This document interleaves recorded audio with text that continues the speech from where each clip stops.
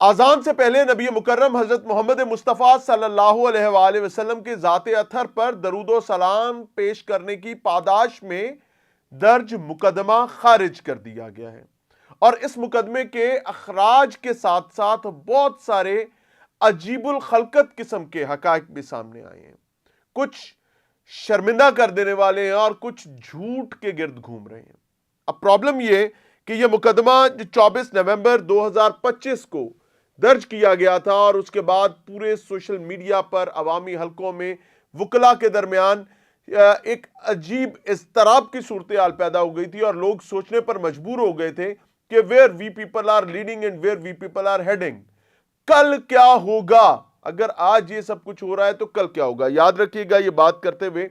کہ پاکستان میں بسنے والے پاکستانیوں کی اکثریت اہل سنت سے تعلق رکھتے ہیں، اور ان کا ایک بڑا طبقہ جو ہے وہ نماز سے پہلے عقیدت اور محبت کے طور پر نبی مکرم حضرت محمد مصطفیٰ صلی اللہ علیہ وآلہ وسلم پر درود و سلام پیش کرنے کا عادی ہے، اور وہ سمجھتے ہیں کہ یہ اللہ کے قرب کی اور نبی کریم صلی اللہ علیہ وآلہ وسلم کی قرب کی ایک بڑی وجہ ہو سکتی ہے۔ اب آتے ہیں اس مقدمے کی طرف۔ یہ مقدمہ گوجرا تھانہ سٹی میں درج کیا جاتا ہے، اور اس میں باقاعدہ یہ دعویٰ کیا جاتا ہے کہ پولیس کو سپیکر پر درود و سلام کی آواز آئی، پولیس مسجد گئی، امام مسجد نے مسجد کو اندر سے دروازہ لگایا، دیوار پھلانگی نس گیا، اور پھر اس کے بعد عوامی رد عمل آتا ہے، عوامی حلقوں میں بات شروع ہوتی ہے۔ کریڈٹ گوز ٹو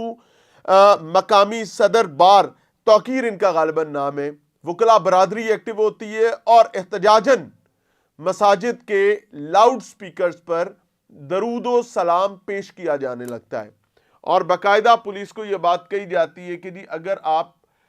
درود و سلام پیش کرنے سے منع کریں گے تو پہلا مقدمہ جو ہے وہ آپ برائے کرم مجھ پہ کریں، اور میں یہ جو آپ کے ڈی ایس پی صاحب ہیں ان کے دفتر کے اندر موجود، اس پریمیسز کے اندر موجود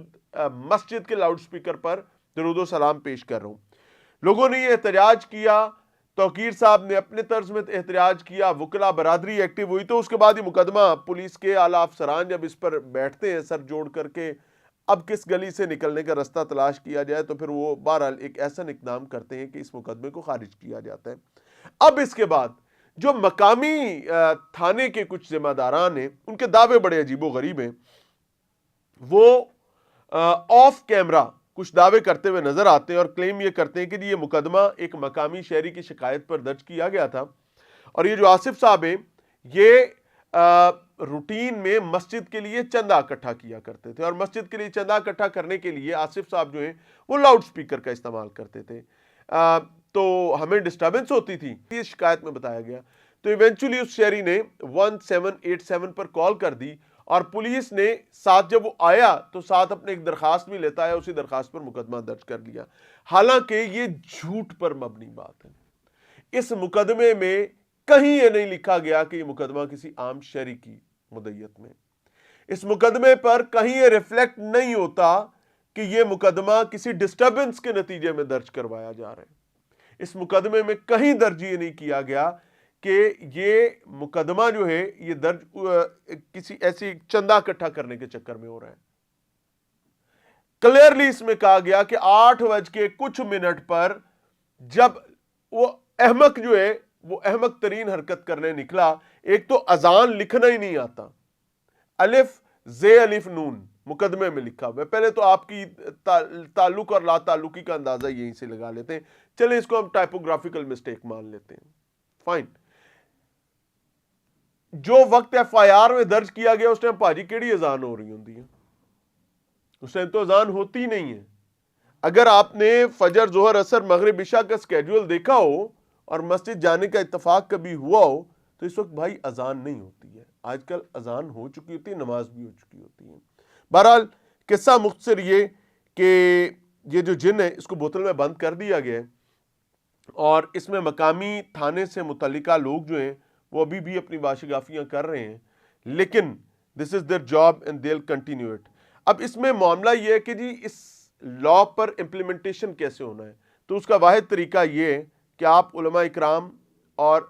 مذہب سے تعلق رکھنے والے جو ذمہ داران ہیں ان کے ساتھ بیٹھیں، ٹیبل پر آئیں، ٹیبل پر آ کر اس پر بات کریں، ان مسائل کو حل کر لیں، کیونکہ کوئی بھی شخص جس کو یہ